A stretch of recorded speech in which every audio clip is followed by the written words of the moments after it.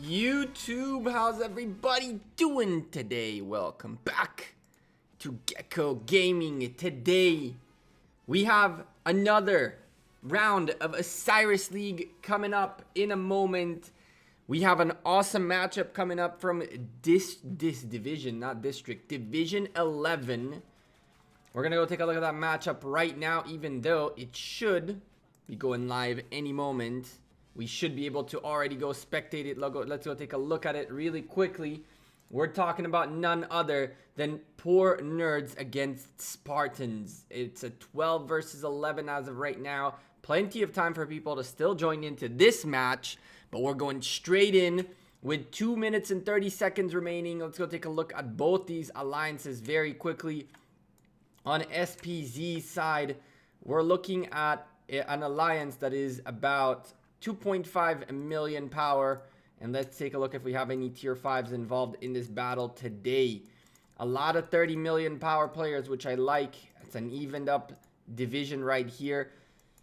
So far, we got more people porting in slowly and steadily. 28 million, 28 million, 24 million. So far, I don't see a tier 5 on the red side. One more guy porting in. Let's go remove that off the screen. Bam. 40 million power. There's another player right next to him. This thing needs a little bit of help with these damn visual bugs, but we got this. Here we go. 32 million power, 31 million power. So far, no tier 5s on SPZ's side. What's up, Dragothian? I really liked your stream this morning, by the way. Well, I don't know if it was morning for you. It was like evening for me. I popped in for a little bit. You guys were chilling in there. It was good. It was really good. 46 million power is the only tier 5 I see on this side as well. So we're looking at a nice, decently even matchup. Potentially another one right there. Potentially. Keyword is potentially. 1 minute remaining and people are still porting in, taking their time. We got 2 rows of members in here already. Gone through most of them, I think, to check up, make sure what power they are. And let's go take a look at PN as a whole. PN as a whole have 3.2 billion power. So this alliance PN are a bit bigger. But in Ark of Osiris, that's not what matters. What matters are the 30 members on the battlefield right now. And this is looking pretty even. This is looking pretty even, even though we still have members that should be porting in at any moment, hopefully. Hopefully they don't have any sleepy face. Not sleepy face. I literally woke up like half an hour ago. I might look completely gone, but still, I might look like it, but I'm not. I'm in here 8 seconds before Ark of Osiris opens up. Let's go take a look at the basics of Ark of Osiris like we always do in the beginning of a cast. We have 2 layers of buildings. I always draw this at the beginning of an arc. That is, the first layer is the layer on the edges, which is instantly available for taking as of right now. You're going to see a bunch of troops pouring out towards the obelisks where you gain teleports, and essentially you can port away from your initial destination, all the initial drop location, spawn location, all the way to the obelisks, and so you can send marches quicker into the battlefield.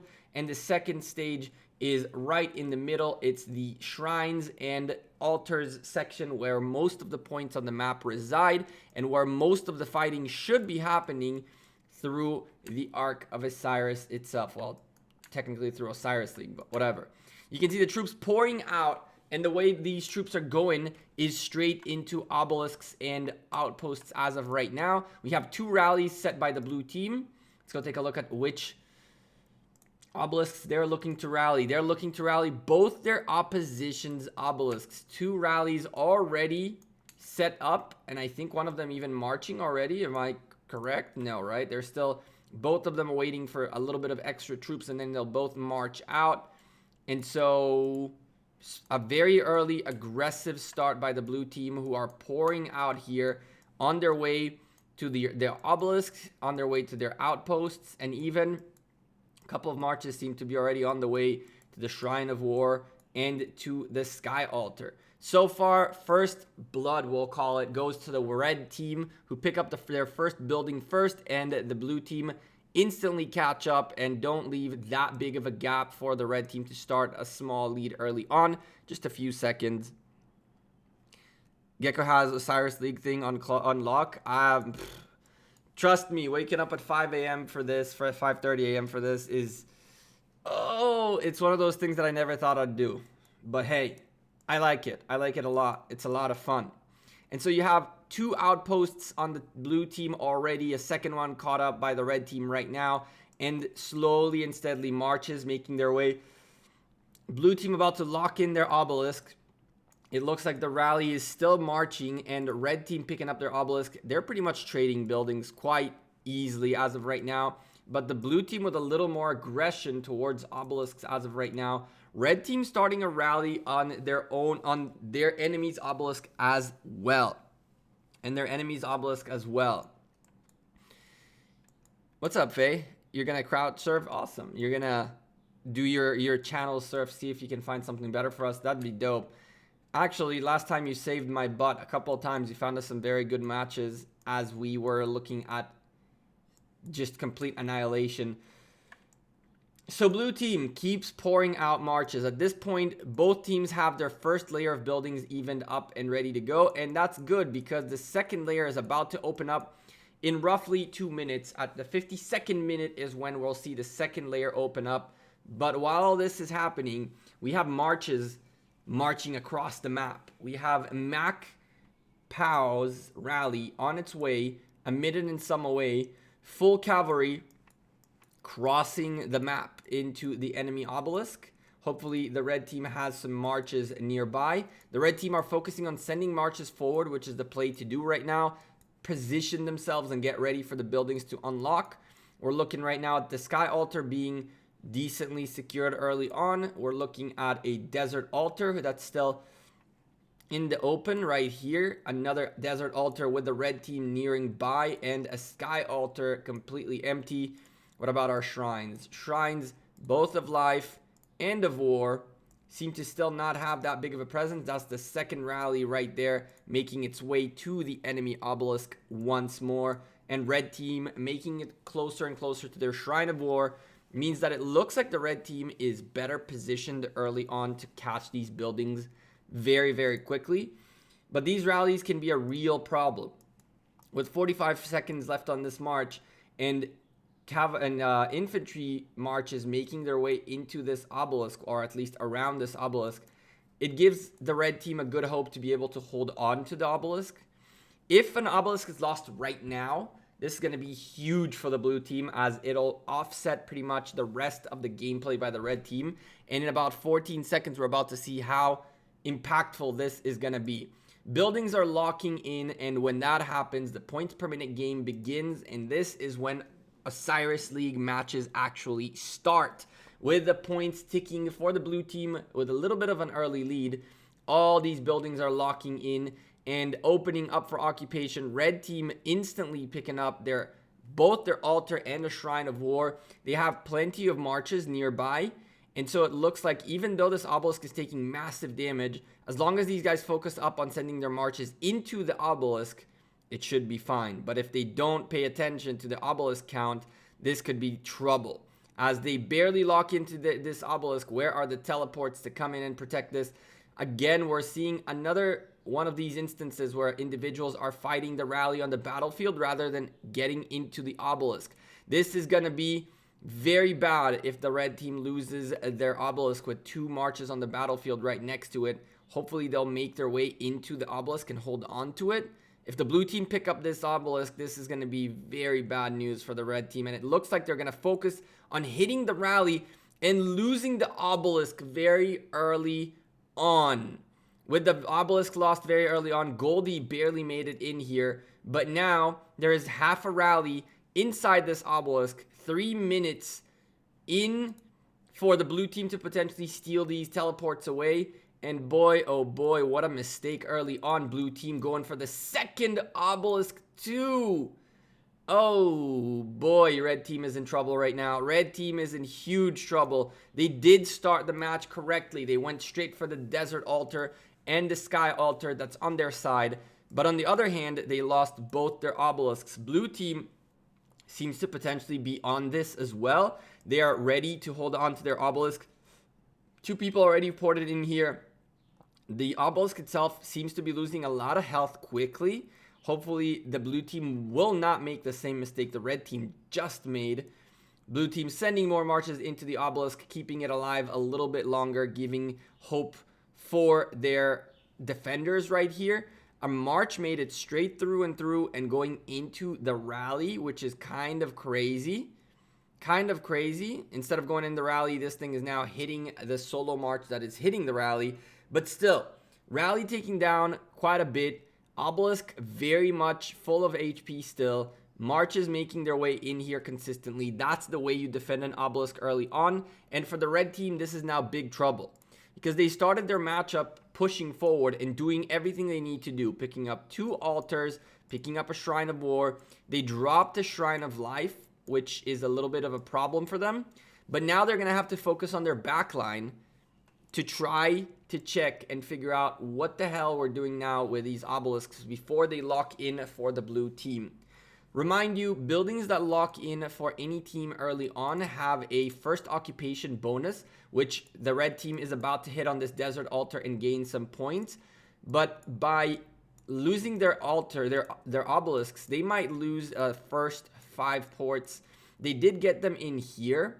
I don't know if they locked in. They did lock in this in time because Beans made it in here. And so the teleports are secured. But now they're going to have to either get their obelisks back or figure out how they're countering this situation. Red team is in the lead though. They do have more points per minute than the blue team by about 40 points, which is a good thing. They did manage to offset their loss of a Shrine of Life at the bottom with the Shrine of Life on the top. And so all that's missing right now for the red team to be able to start plowing forward is to pick up their obelisks back, which is a huge problem in itself. It's a huge problem in itself, but the red team is still in the lead, gaining points per minute more than the blue team and maintaining their very slight lead of about 300 points as all buildings, 2 more buildings missing for the blue team. And then we're going to start looking at how this pans out.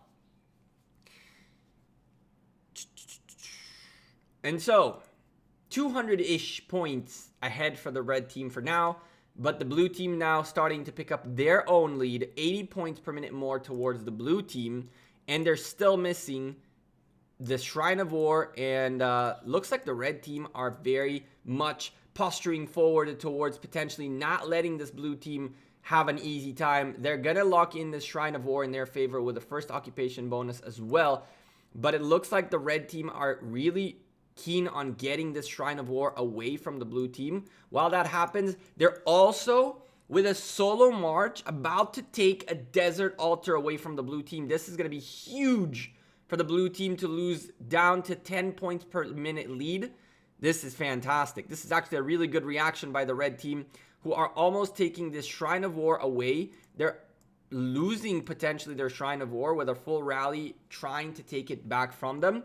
Even if they lose the Shrine of War right now and they do pick up this one, it'll be okay. It's a good even trade. For now, they seem to be very successful with this Shrine of War.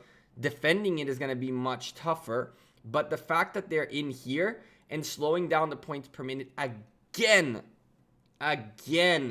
slowing down the points per minute on the red team, everything is good. Dragotin, if you want to hop into a Discord call and duocast, I'm down, but I'm not going to put you on the spot right now. If you want to, let me know. But if you just want to chill and watch, hell, this is going to be a nice fight. This looks like a good fight. Red team now very much in command of 3 altars, and the trade-offs are pretty even. I like it a lot. I like the fact that the red team started behind and kept coming forward into this. And so even though they did lose their shrines, they went for the point-making buildings as of right now. All right, bro. I mean, you did seem to have to be on a good level of that. How do you call it? Of the substance, the alcoholic substances on your stream. I laughed a lot. It was a good stream. Obelisk on its way to come down. for the red towards the red team in return. Blue team not letting this Shrine of War stay. The Shrine of War has one march in it, potentially two marches in it, and that's it. And so 3 solo marches on the battlefield, even a Richard is having a really tough time to hold on. But still, even with all this, the Sky Altar should be the red team's top priority right now. They cannot lose an altar. They cannot let the blue team start gaining back again. They're in the lead in the points per minute game, but about 70 points per minute. But once this altar locks in their favor and they manage to hold on to 3 altars, if they do, everything will change, as now the points per minute game will work even more in their favor. Now, this is where Cabo goes into the Sky Altar rather than around into the solo march. But it won't seem to be a successful thing for him. Is he going to manage to hold on to the Sky Altar? No. He was the only person in here, and so he couldn't get in here again. And the blue team picking up an altar is very bad news for the red team. Because as of right now, the blue team slowly is taking over. It is slowly taking over. It's a 21 against 16, which is a very weird situation. It seems like most of these alliances don't bring in their full team. They just said, you know, we'll register and it is what it is.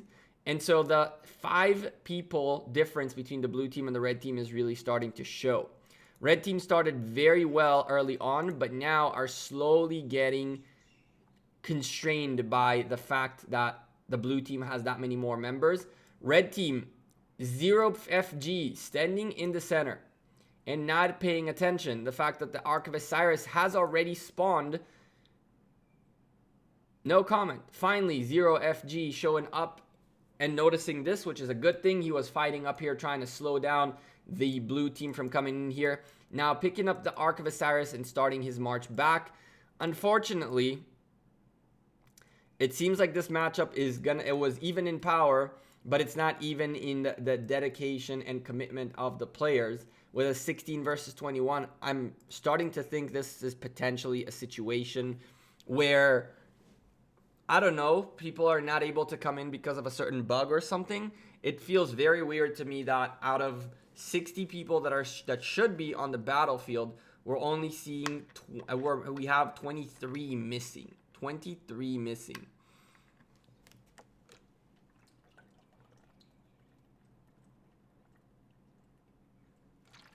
Blue team starting to run away with it. Blue team definitely starting to run away with it. 390 points per minute more for the blue team. An almost 1,000 point lead is not good at all as of right now for the red team. And the worst part is they are about to get flanked. And this Ark carrier is about to drop the Ark.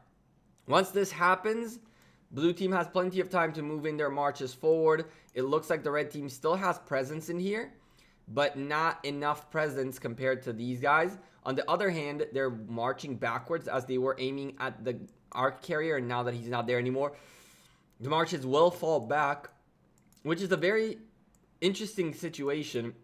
It gives the red team a little bit of a chance to get in this, but blue is starting to suffocate them from the other side. Blue has plenty of presence in here, and they're not going to let this be.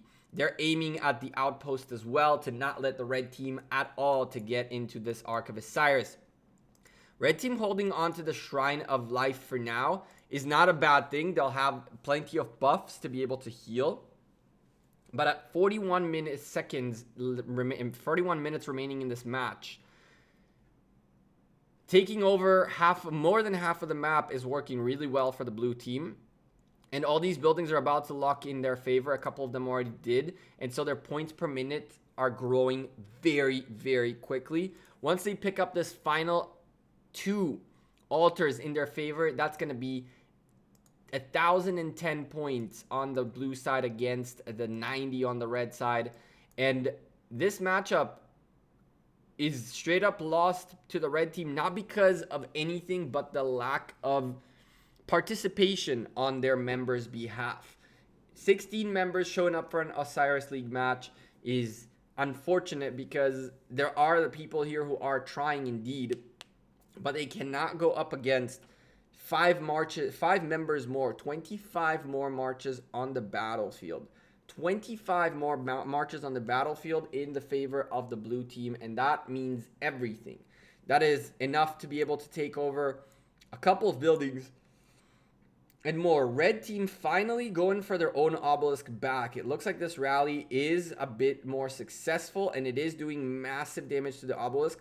But at this point, the blue team have already ported pretty forward right here. And so even though the red team might be able to take back their obelisk, unless they manage to hold on to it for 3 minutes and then port in to start countering all these folks, some of them being relatively strong there on the tier 4 scale, this is going to be a really, really tough ask from the red team. Now the crazy thing is the Ark of Osiris was being carried in this direction by the red team, and now it's being carried by the blue team, who did take the outpost of Seth away from the red team, and so now they can march this way and utilize the little bit of movement that the red team had from here all the way down here where they dropped the Ark pretty much for free. So it's not only about carrying the Ark, but it's also about being able to hold on to it, which is not the easiest of things, especially holding on to the buildings around your Ark where you need to return it. And so blue team are going towards the red team side because they own this outpost, and that's where they need to lock in their Ark, as they're now picking up a 3,000 point lead, and they are 760 points ahead every single minute. It looks like our even matchup is slowly getting uneven, with the red team picking up their obelisks back. That is a good start, but there are too many blue cities in here right now, and so what is left to do is to either hold on and try to get rid of these guys and then lose the match by not being able to focus on getting the points, or starting to gain the points and try to get into these obelisks and push forward, forget about the cities that are in there. That comes with its own challenges. Blue team delivering the Ark of Osiris, making this very hard on the red team to come back from. Red team taking back a sky altar is a good beginning. They need to take more altars away from the blue team right now, but 150 points per minute being taken out of the blue team is good news. It is good news. It means oh, bam. Yo. Hey, Gekko. How's it going, buddy? Hello. Hold on a second. Gotta put a headset on. It's cool, man. How's it going, bro? Not too bad. Not too bad. Watching the same fight that you are. There we go. So I hope chat can hear you. Chat, if you guys need more volume, let me know. Yeah, I am watching this. I don't know for how long though. Yeah, man. Yeah. It's becoming a very, very big steamroll in favor of the blue team, with 6 members on the battlefield more. Yeah. 22 versus what, 16? Yeah, 22 versus 16. That's a little rough. And 6 members is a big deal in Ark of Osiris, especially the league too. When you talk about putting your best army together, it's a little rough missing 6 members.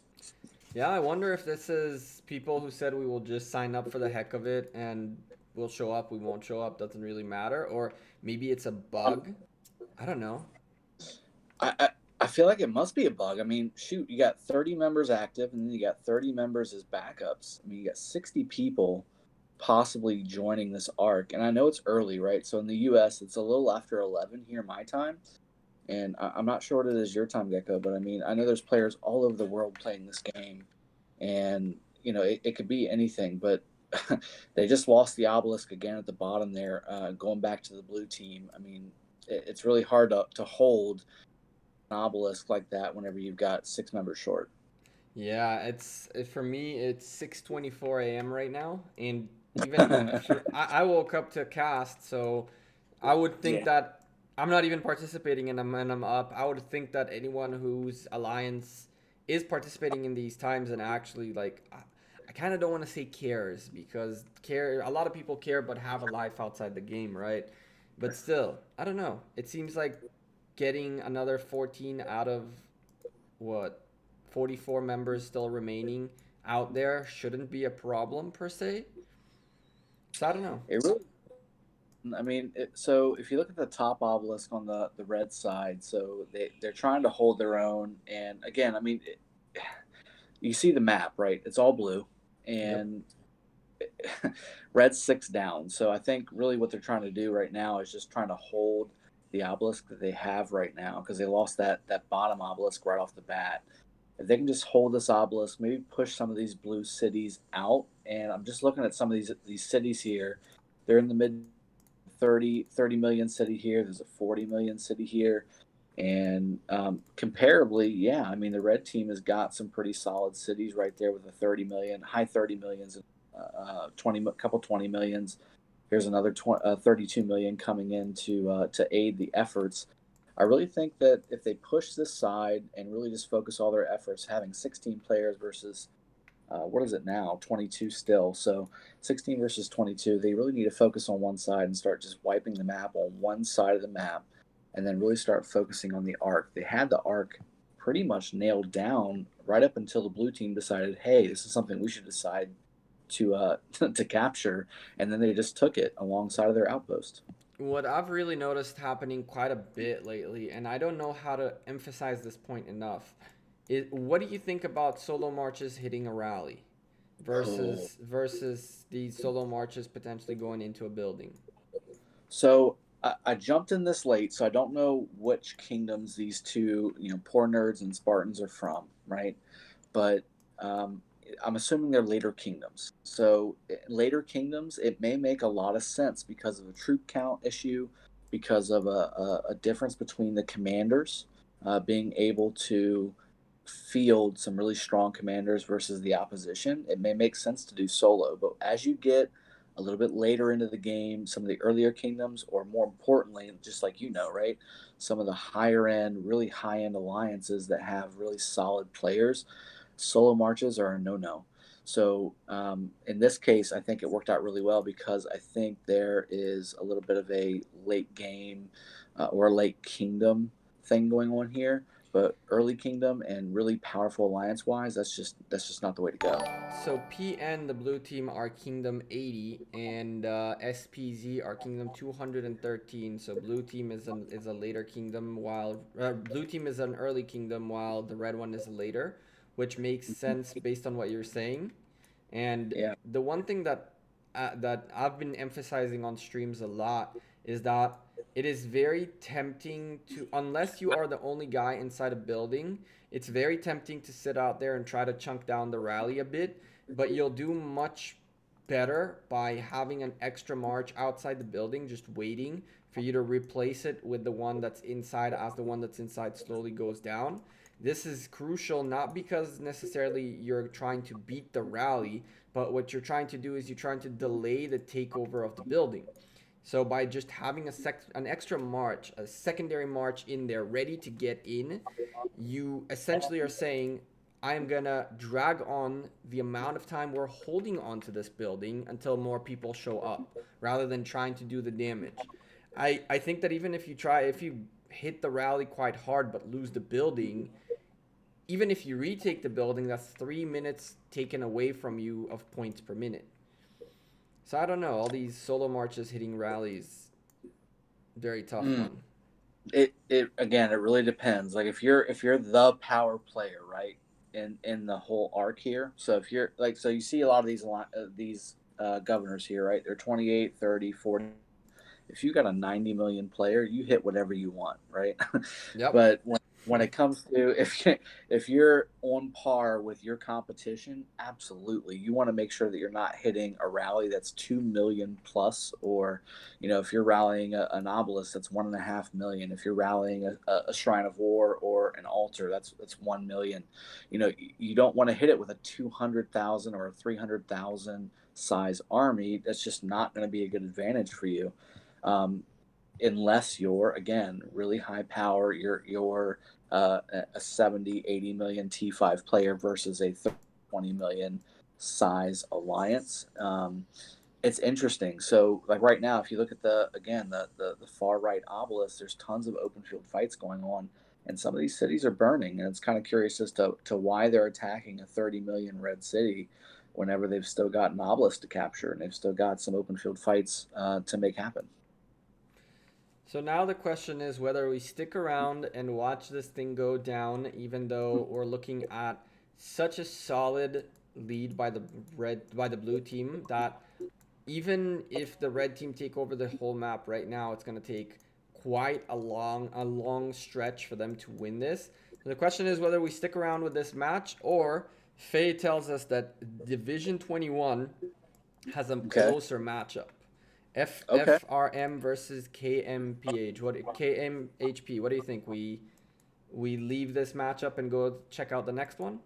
Well, I think it's Oh, here. They've done their best, but I mean they're 6 short, and it looks like there's some power advantage on the 80 side. So, Kingdom 80 side. So I mean, it's really tough for Spartans to really kind of pull back from this. It may make sense to keep an eye on it, but sure, let's jump. all right, let's take a look. Go take a look. By the way, right before that, poor nerds picking up the Ark of Osiris, the second one, gonna give them an even bigger lead, almost 20,000 points lead. On top of that, over 1,000 points per minute lead as well. Oh, that's not a fun situation to find yourself in. No, not at all. Which one are we jumping to? Division 21, and it is FRM against KMHP, who have a 5,000 point lead, but they're Okay. losing the Yeah. point per minute game. I see it. Yeah. So that's not even part of the recommended one. So that's the thing, right? That's why I love this Osiris League setup. Like, there's so many matches going on at any one time, and man, there's so many good alliances that we never really get to see because they're not, 70 T5 deep. They're not, big powerhouse kingdoms or whatever. There's some really solid alliances out there that are just solid in their own right, but not necessarily T5 heavy. Yeah, so that's the one thing about Osiris League that I told the stream earlier, that as far as I'm concerned, all the way to the playoffs, we're not going to be seeing the big guys because everybody's getting a very one-sided battle. You know this. We see it in Yeah. JWM as well. And we should give this platform now to these alliances that you don't get to see every day, to see how they're doing, to see how they're evolving their game, to see how the meta on the not on the top tier, but even what you wouldn't call them a middle tier. It'd be a little bit more than a middle tier. The guys that are towards the top, starting to get their tier 5, starting to get their feel for their strategy. And it's very cool to see those alliances evolve.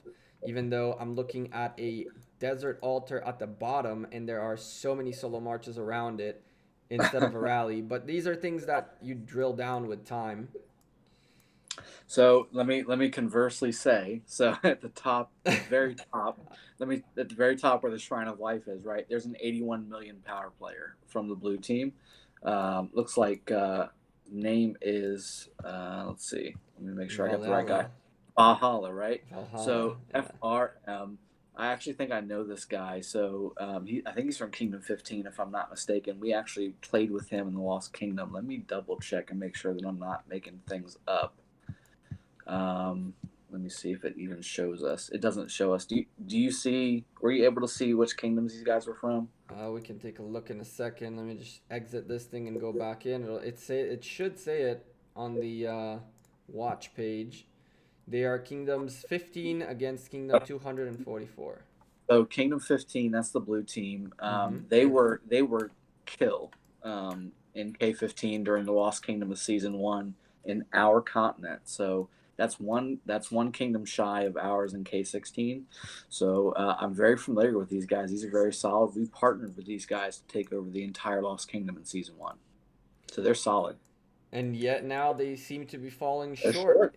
Yep. They seem to be falling short right now in the Osiris League. It looks like they're about 150 points per minute in the behind the red team. That's exactly one altar. The big problem is that altar is almost getting locked in for the red team, and once that happens, they're going to start really running away with it. Only 6,000 points difference between the two teams means everything is still open. But the blue team really need to start focusing on point making buildings and on slowing down the growth of the red team, and not necessarily looking at their own growth, but just slowing down the opposition's growth. One play that I've been Yeah. seeing a lot, by the way, which we don't give enough value to, is outpost rating. Yeah. 30 That's a big points deal. per outpost. That's 90 points per minute you can really take away from the other team. That's more than one altar, right? Yep. And if you look at it, the overall battle info, 18 players on the FRM side versus 30 on the KMHP side. That's a huge problem. That's a Very big huge. problem. That's a big problem. I know for a fact they've 60 got at least, marches. yeah, they've got at least 3 or 4 players that are T5 that are not here. I see one T5 player. Maybe there's some more that I haven't taken a peek at just yet, but I know that I'm Raman, who is a T5 player on the K15 side that's not here. I see a bunch of 30 millions, but not their star A players on the K15 side. It looks like there's one more on the bottom side, Jin and Soju. But other than that, I mean, they're missing, like you said, quite a few marches on the field. That being also said, look at the arc. There's nobody there but one player on the blue side, and that could make the difference. If they start taking the arc alongside of maybe keeping their side at least, even with a 12 player deficit, they could still possibly pull this out. They are closing down the gap. They're trying to close down the gap. They're now less than 100 points behind per minute, which is fantastic. This will be the third Ark of Osiris. But just as you say that, the red team's starting to show up next to this arc. If you look at the caravan on the left side, on the top side, right behind the shrine of the Temple of Osiris, you'll see a bunch of red marches aiming at that caravan right there. First solo march, red solo march showing up, and two more right behind it. And Yep. so this is looking bad. 300 points per minute in the red team's favor right now. Yep, and if you look at the blinking desert altar on the bottom too, you've got Jin and Soju, the other T5 player on the blue team, deciding to go ahead, and he's going up against it. Looks like a pretty decently garrisoned desert altar from the red team, and it looks like they may take it, but it's going to be at a significant cost to Jin and Soju. So he's going to have to burn some healing speed ups, and I think that plays into the bigger picture, right? We're doing Osiris League right now. KVK is coming out in a day, guys. KVK is coming out in a day, and every healing speed up that you use here is not a healing speed up you can use there, and vice versa. Yep. I think that one of the tougher choices right now is what do you do? Do you focus on Cyrus League? Do you focus on KVK? What do you focus on right now? But I can tell you that the blue team is focusing on gaining buildings, Shrine of Life taken away from the red team, and that Yep. desert altar about to go down too. This is Yep. getting a little bit more interesting now. Yeah, like I said, I mean, we're 6,000 points delta right now between red team winning at the moment. But if they take these these two altars here, that's a big points per minute swing. And then, not to mention again, well, now that I mention it, I go to take a peek at the altar for the Osiris arc here, and sure enough, red team decided, hey, we want this, so we're going to go ahead and take it. So look at all those marches at the arc right now versus the one that was sitting at the temple maybe just a minute ago.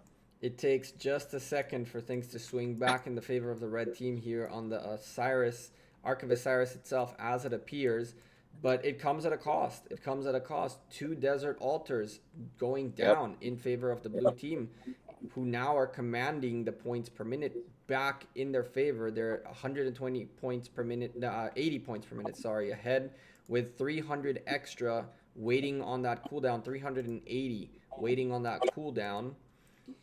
This could get very interesting towards the last 20 minutes or so. Now the question is whether blue team react for this arc or don't, which they already are. That one march went out to try to hit the arc carrier, but there's so Yeah. much defense around it. Oh man, there's what 10 armies sitting there, and he made the right play. So he had one army, and which is not enough. I think we all know that, right? You couldn't capture the arc. You couldn't fight off 10 other. Possibly go and maybe delay the arc carrier just a little bit because of the extra damage that the arc carrier takes. So that was the right play. It didn't end up being successful, but again, that was the right play. With what you had to play with, that was the way to do it. I would love to see a rally coming and maybe tapping this outpost on the back end just as this arc is coming in.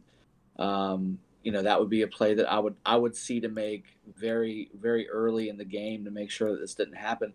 When we're talking about a 6,000 point or a 5,000 point difference between these scores, the arc is everything. When we're talking about capturing these altars, it's great, and we're gonna get some good points per minute and all that good stuff. But getting the reward from capturing 2 altars requires really keeping the altars for a significant amount of time, whereas putting an investment of 5, 10, 15 armies in middle, right? Capturing that arc and bringing it back to your own outpost or wherever you're going to bring it to, that's what swings games. And right now, K15 needs to swing the game in their favor, and they're kind of falling short. And so Faye pointed out something in the chat. Faye's like our co-producer, I guess, because she's keeping an eye on everything. And you talked about Ramen, who is a FRM member from tier 5 member that's missing. If you take a look at the bottom obelisk on KMPH, is the bottom red obelisk. Apparently the blue team had taken it early on, and 2 cities managed to port in down there before the red team picked it back up. Your friend Ramen, 68 million power player, is in there as well. There you go. And so they're being a huge nuisance back here. Look at how many marches they have in this obelisk, and at the same time the red team have on this obelisk. I kind of wish it was kind of like you said, all these marches would have walked towards the center, tried to get that reward back of the Osiris points, right? This is the 3rd one, so that's 4,000 points. Now the question is whether they can hold on to the rest of these altars and try to win the match by gaining more points. They have still the time to do it, but as of right now, they have to hold it for dear life, and they must pick up this last Ark of Osiris of the match, which in 20 seconds, this one will be delivered, and then there'll be time for one more Ark, which could swing the matchup. Blue team 430 points in the lead right now. Yeah, this is definitely going to go down to the wire, I think. And I'm glad you pointed out the bottom obelisk, because if you look at Jarshowski on the red team, he is going to be the critical pivot point. And he's got a rally going out of the city right now. Looks like it's going towards the desert altar right there for the blue team. If A, they take that desert altar, and B, he can push Ramen, because right now Ramen is the powerhouse down there at the bottom.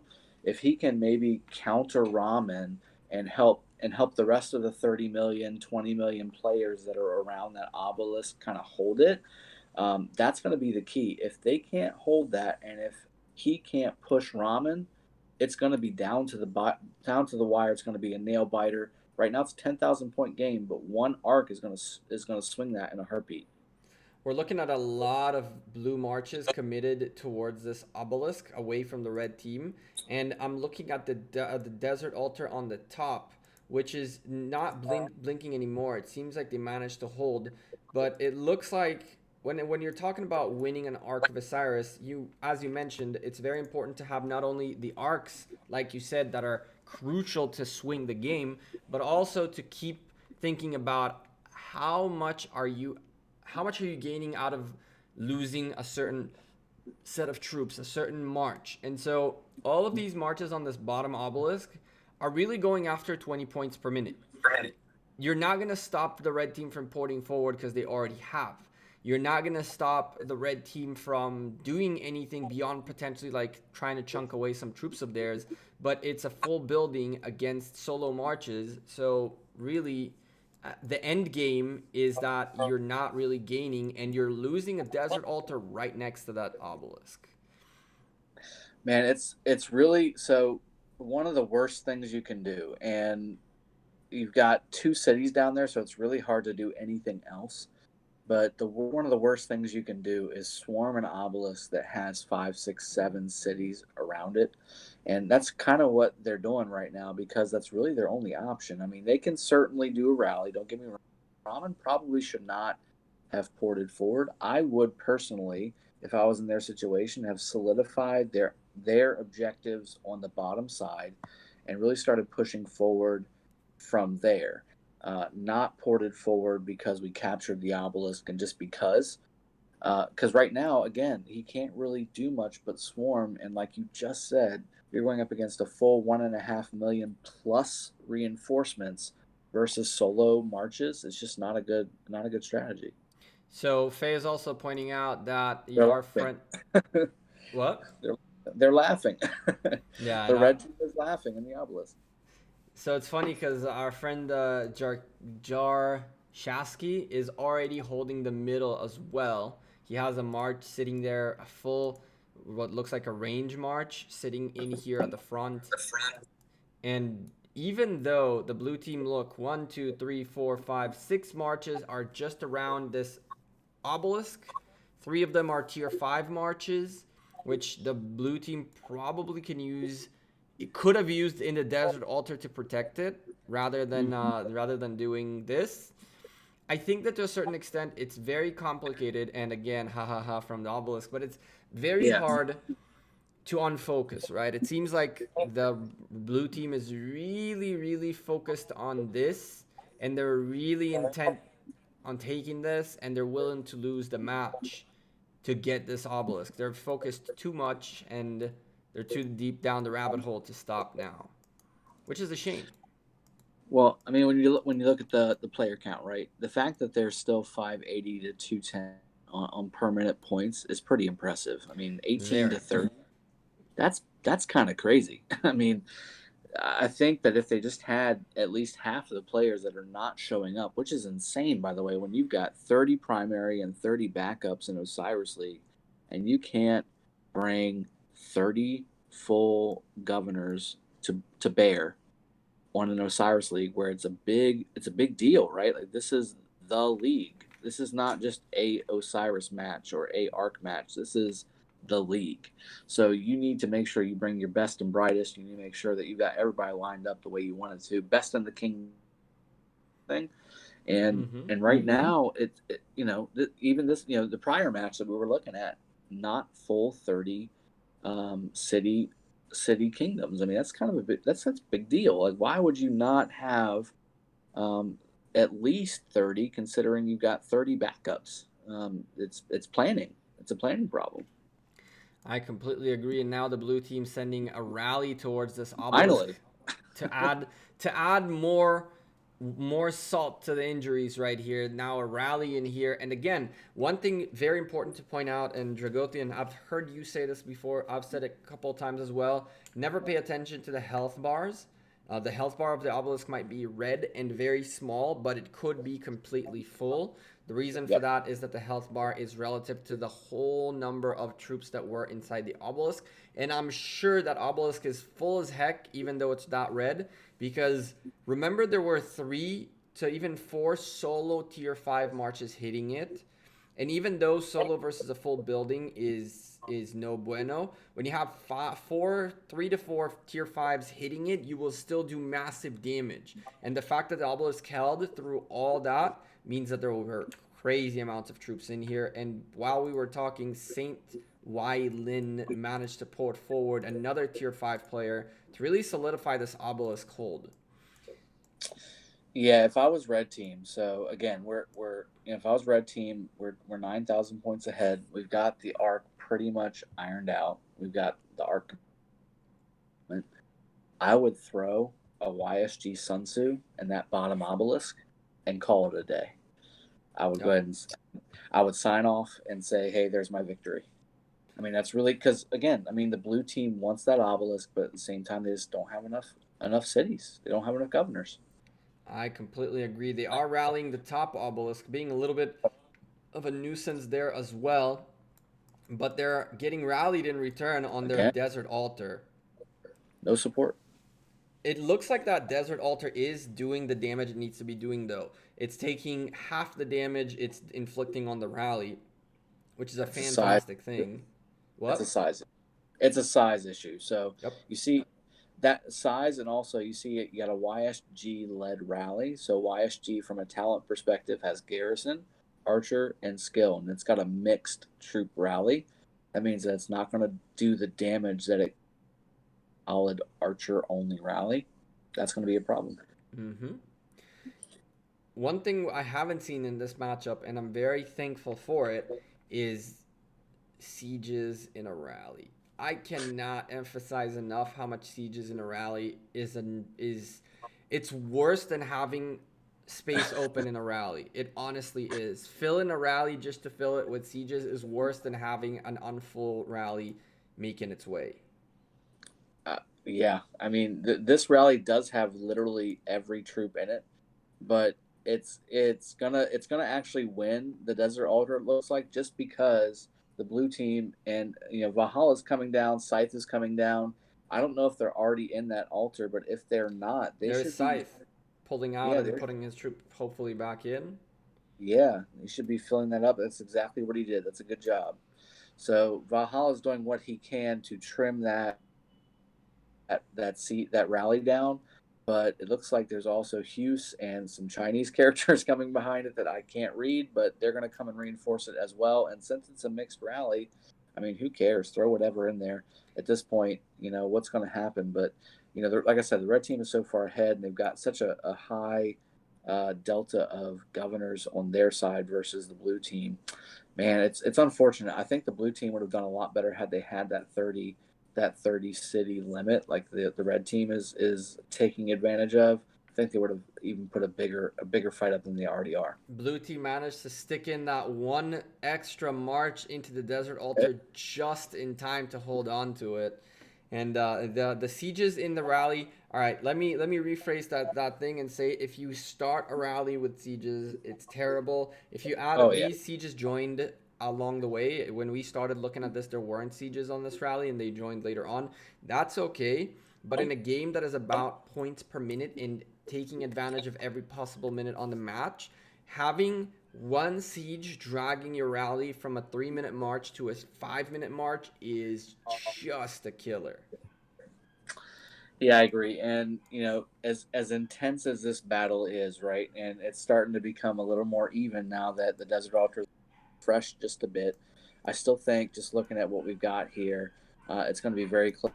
Single blue army that's sitting at that Desert Altar that's not in the altar needs to be swarming that rally right this second, not attacking the backups, because unfortunately it looks like the Desert Altar is about to drop. But if you look in the middle, there goes the Ark, right? The Ark is going back to the red team, and once that Ark is captured, that's pretty much game over compared to what we were seeing here. Because again, 18-30, it's just tough. It's just tough to come back from a deficit like that. First of all, we gotta say this, and you've said it, and the Desert Altar rally is actually pretty low. But this needs, this is getting intense. Yeah. This needs to be said. This has to be said. The blue team are doing unbelievably well for 12 people behind. They are literally 60 marches short against the red team, and they have been holding on to the point per minute game to the point where the only thing that gave a victory to the red team are the arcs. But the way they are gaining the arcs is they have 60 extra marches to go towards the arcs, while the blue team cannot afford to lose marches to pick up this arc. And again, 12,000 point difference now that the arc was secured. 4 arcs in the favor of the red team. That is 15,000 points. That's the win right there. That's straight up the win. And I think that's playing to your situation. I believe that the red team very quickly realized, cool, they're stronger per se. They seem to be a bit more organized than us, but they have less marches. So let's use the quantity advantage we have to really try to choke these guys out. And even though we'll lose the occupation points, as long as we pick up every single Ark of Osiris, we should be good to go. Man, Ken, thank you very much for the $5 Australian dollars. Having seen K15 fight, and these guys used to be called Kill, they're now FRM. It looks like they attempted to consolidate all of their alliances into one power alliance for Osiris League. At least I would think that's how they tried to plan it out. That's what I would have done. Yeah, I mean, it could be a combination of this is just the worst time for them, and this is the third time slot that they picked in Osiris League, and this is just what they got, or something. But dang, 18 members out of 60 joining. That's rough. And I mean, again, like you said, if the Ark was not captured twice by the red team, even with the 12 city and 12 player deficit, they're pretty darn close. They're pretty darn close and putting some points up on the board. So, For I, sure.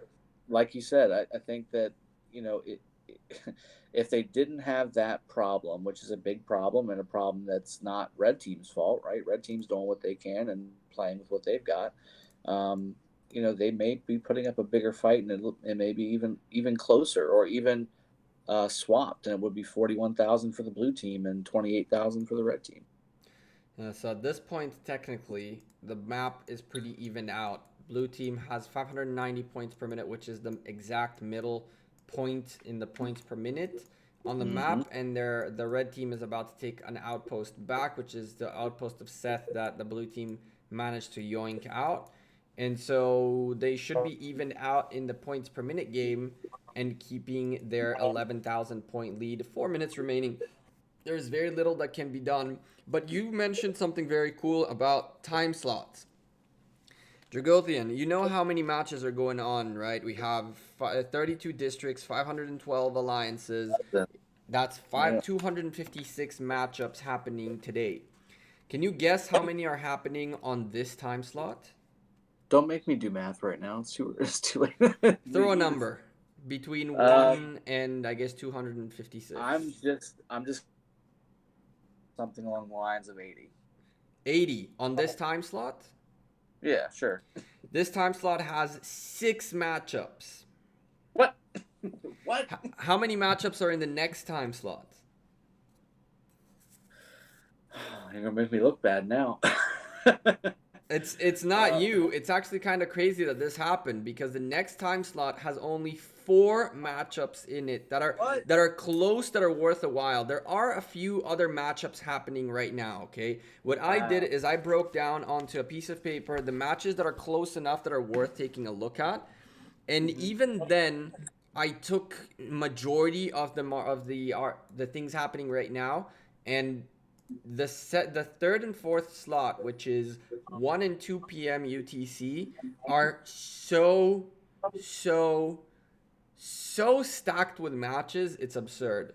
And so your point of this being their third choice might be exactly what happened, because it looks like anyone who wasn't gonna fight, who said that they can fight outside the 1 and 2 p.m. got placed there. Yeah, we had, I think, and again, we had 3 choices, and for us, luckily, the 3 choices were pretty good.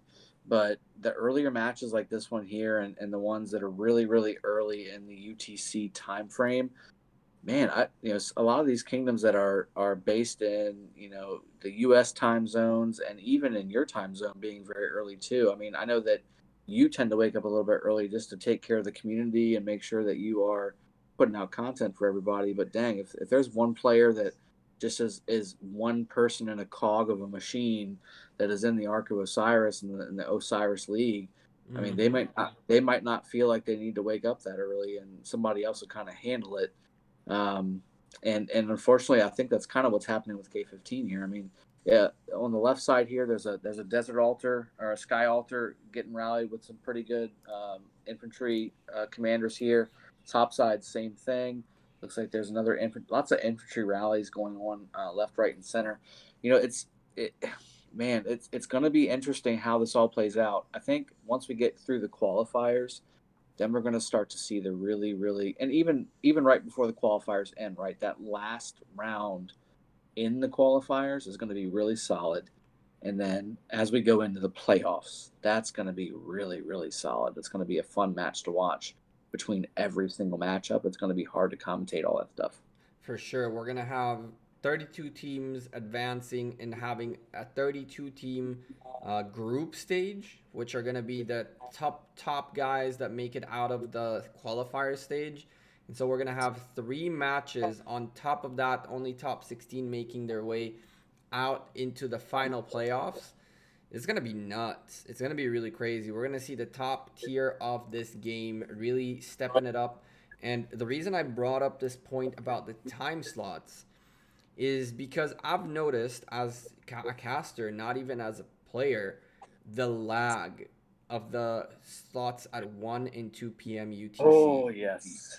Oh yes. And I'm that's right there. something that people should potentially consider next time Osiris League comes up. It's like, is it worth it for us to play on the lesser convenient time slots, but in return get a much better gaming experience? Because I can tell you that these guys are lagging much less than the rest of the folks at 1 and 2 p.m. That So might be something worth considering in the future. sure, and you know when you're looking at matchups too, right? And there's the victory for the red team. So Bam. congratulations to the red team. Um, and Ramen again, even though he was on the team, like I said, Ramen Wahab, two stud blue team, and I know they did some serious work to try and make up the gap, but unfortunately, just the red team just I had too many do want to players. emphasize one thing here. Ramen being up here is kind of the epitome of exactly what we talked about the fact that he's solo focused on that obelisk is showing in his individual score. Mm-hmm. A team that is losing an Ark of Osiris that has the top player on the server having the individual score has something to be said about that. There's something to be said about that because you would think that perhaps if Ramen had 20,000 individual scores, not 88,000, but was more active in helping out the Ark, helping out getting buildings, holding on to buildings, things would have worked out potentially a lot better for the blue team, as I'm assuming most of these individual points are coming from solo hitting that obelisk. Yeah, it's very possible, and I would think it would be. So there's a couple things, right? So one, if we missed, so there's a very good chance we might have missed Ramen City getting rallied. That would certainly cause him to have the highest score.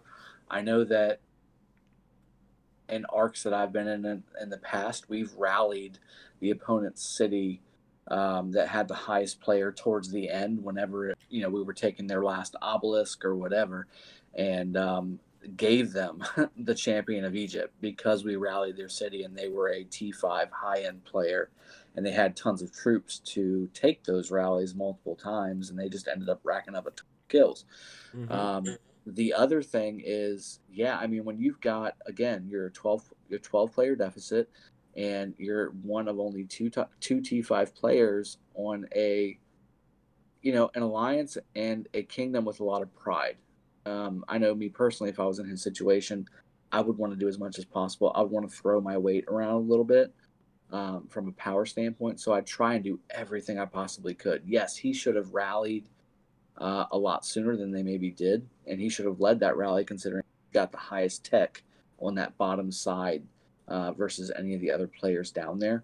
But dang man, sometimes you just get kind of tunnel vision and you see an objective, and you know that you're kind of the only hope, especially being 12 players down. And you just say, you know what, I'm going to go for it and see what it does. That's probably what he did. So tunnel vision is exactly the key word, I think, to summarize his gameplay on this one. And you can't blame him. You really can't blame him. And you can actually see on the stats page exactly the story being told. It's Ark of Osiris score 15,000 in the favor of the red team. Red team also, though, healing 2.2 million troops compared to the 650k, 648k from the blue team. And blue team is massively ahead in the total kills by 1.5 million kills. Severely wounded were down. They're up 1.5 mil in the sense that they severely wounded more. Red team teleported a lot more. Red team, it seems like red team exactly what we said was done. They had the power, they had the people, they had the numbers, and so they used it in their favors. Yeah, I mean, I will say again, I think if the blue team had their members actually, show up, that would have been pretty much a blue team floor with the red team. But unfortunately, because they were 12 players down, the red team was able to take advantage.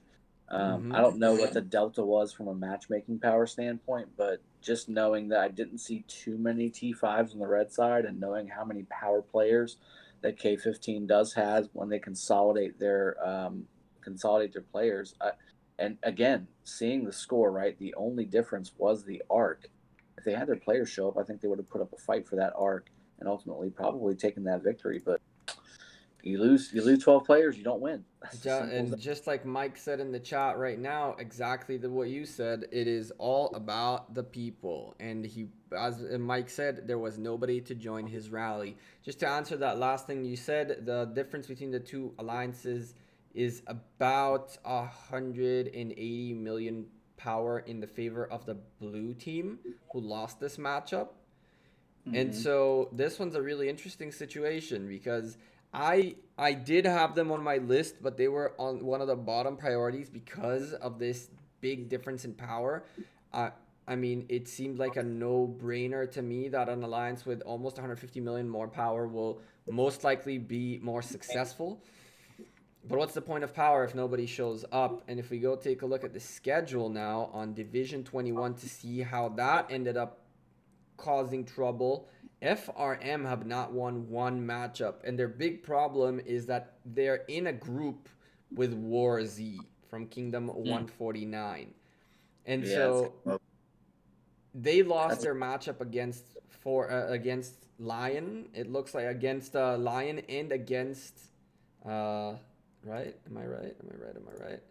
they played KMHP. So KMHP just beat them with 1 million power. I want to say that the next one is going to be KMHP versus War Z, would be my guess.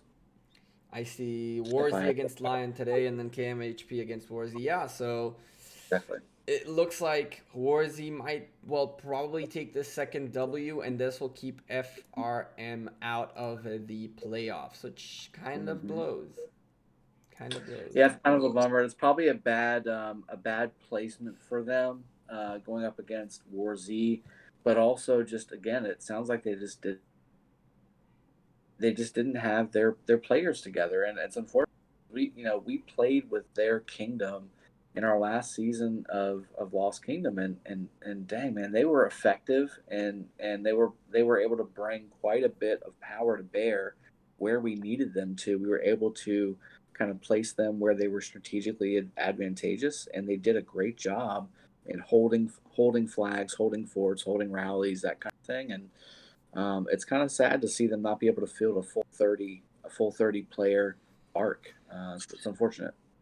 Just to wrap things up here, again, just like Mike said, for an 18 against 30, it was an amazing fight by the 18. I can't disagree with that at all. I think that the moral aspect behind being on the 18 versus 30 side, the fact that they kept going, the fact that they even healed 650k troops, it says a lot about their, not only their competitive character, but their individual character and their alliance's character. Even though the alliance did drop the ball, those who were there to pick it up and do their best and get the best out of the war situation. And just a small anecdote before we close this out.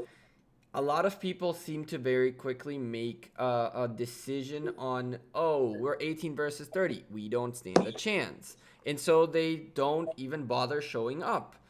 That has caused severe issues in this game. I've seen firsthand people who give up before the fight starts and people who give up before even trying.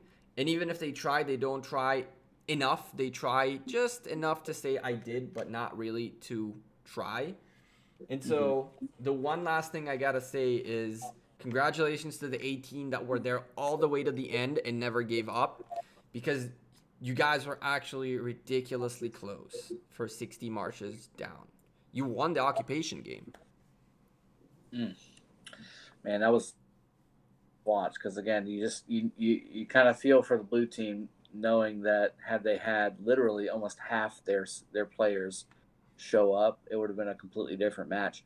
And just looking at Division 21, I got to give a shout out maybe a little selfishly, you got UN1 there from K16 in Group D on Division 21. They're no role either. So I think this division is actually pretty solidly constructed between FRM, UN1, War Z, who ironically War Z, a lot of the players in War Z are actually from the original alliance that is now UN1. It used to be AUS and a couple other alliances. So Interesting to see how that's going to play out.